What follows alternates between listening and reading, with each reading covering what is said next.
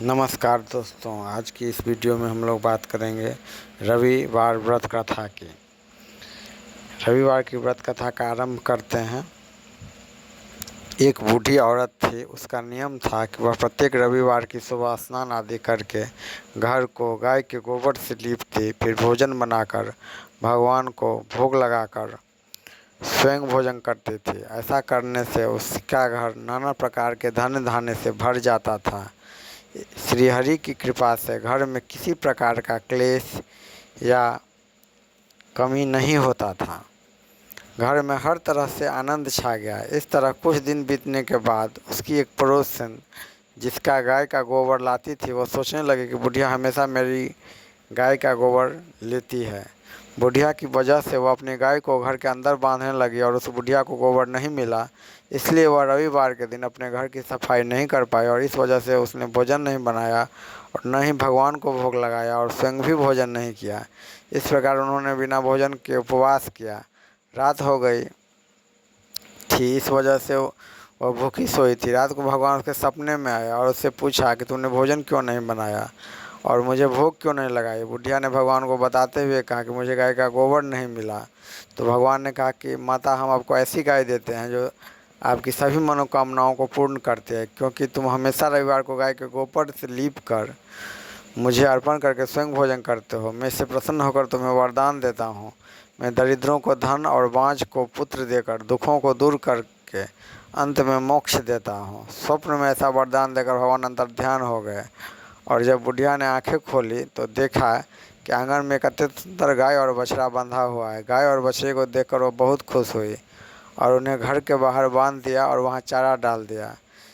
जब उसकी पड़ोसन की बुढ़िया ने घर के बाहर एक अति सुंदर गाय और बछड़े को देखा तो उसका हृदय क्रोध से जल उठा और उसने देखा कि गाय ने सोने का गोबर दिया है, तो उसने उस गाय का गोबर ले लिया और उसकी जगह अपने गाय का गोबर डाल दिया और रोज़ ऐसा ही करती रही और भोली बुढ़िया को इस बात का पता नहीं चलने दिया।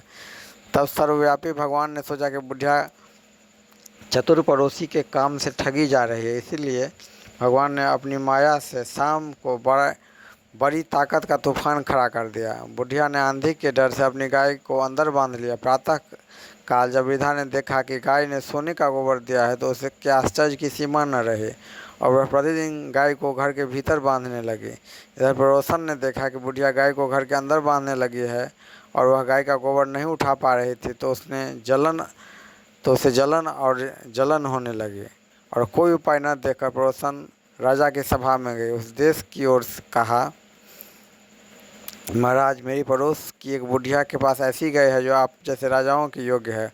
वह प्रतिदिन सोने का गोबर देती है। आप उसे सोने से लोगों का ख्याल रखते हैं, वह बुढ़िया इतने सोने का क्या करेगी। यह सुनकर राजा ने अपने दूत को बुढ़िया के घर गाय लाने का आदेश दिया। बुढ़िया सुबह भगवान को चढ़ाया हुआ भोजन ग्रहण करने ही वाली थी कि राजा का सेवक गाय उठा के ले गए। बुढ़िया बहुत रोई, लेकिन कर्मचारियों के सामने कोई क्या कहेगा। उस दिन गाय के अलग हो जाने के कारण बुढ़िया भोजन नहीं कर सके और रात भर भगवान से गाय को वापस पाने की प्रार्थना करती रही। दूसरी ओर गाय को देखकर राजा बहुत खुश हुआ, लेकिन जैसे ही वह सुबह उठा, पूरा महल गाय के गोबर से भरा हुआ दिखाई दिया। यह देखकर राजा डर गया। भगवान ने राजा को रात में स्वप्न में बताया कि हे राजा, बूढ़ी गाय को लौटा देना आपके लिए अच्छा है। उसके रविवार के व्रत संपन्न होकर मैंने उसे गाय दी। उसके रविवार के व्रत से प्रसन्न होकर मैंने उसे एक गाय दी। सवेरा होते ही राजा ने बुढ़िया को बुलाकर गाय के बछड़े को बहुत सा धन समेत आदर सहित लौटा दिया। उस बुढ़िया को पड़ोसी ने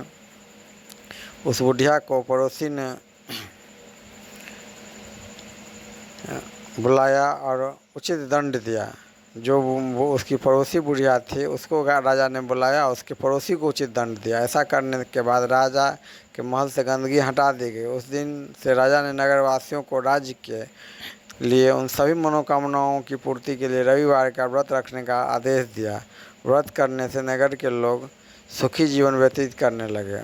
उस नगर पर कोई रोग या प्रकृति का प्रकोप नहीं था, सभी लोग सुख से रहने लगे। धन्यवाद दोस्तों।